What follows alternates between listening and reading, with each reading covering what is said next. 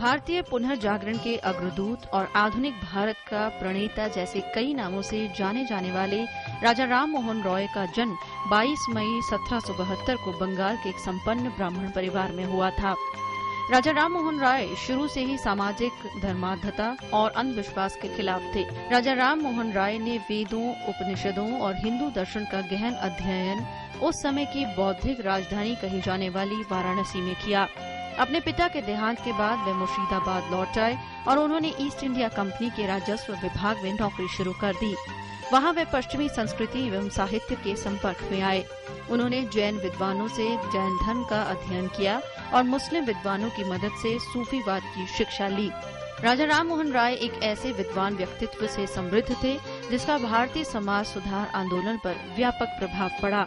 यही नहीं, उन्होंने भारत में आधुनिक विचारों का प्रचार प्रसार किया और 1828 में आधुनिक विचारों से युक्त ब्रह्म समाज की स्थापना की। ब्रह्म समाज के द्वारा उन्होंने भारतीय समाज में प्रचलित बाल विवाह, सती प्रथा, जातिवाद, कर्मकांड, पर्दा प्रथा आदि का भरपूर विरोध करते हुए लोगों को जागरूक किया। राजा राम मोहन राय के प्रयासों से 1829 में सती प्रथा का उन्मूलन भारतीय समाज को उनकी सबसे बड़ी देन है। उनकी विशिष्टता इस बात में भी थी कि जहां एक तरफ उन्होंने भारतीय समाज की जड़ता पर प्रहार किया, वहीं दूसरी ओर तर्कसंगत पश्चिमी विचारों का भी समर्थन किया। राजा राम मोहन राय ने ब्रह्म मैनिकल मैगजीन, संवाद कौमुदी, मिरात उल अखबार, बंगदूत जैसे कई पत्रों का संपादन और प्रकाशन किया। इन पत्रों के द्वारा उन्होंने समाज में आधुनिक विचारों का प्रसार किया।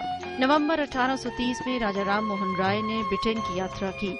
इसी यात्रा के दौरान आधुनिक भारत का ये अग्रदूत 27 सितंबर 1833 को हमें अलविदा कह गया। लेकिन राजा राम मोहन रॉय द्वारा समाज सुधार के क्षेत्र में किए गए कार्यों का ये समाज हमेशा ऋणी रहेगा। Bureau report, DD news.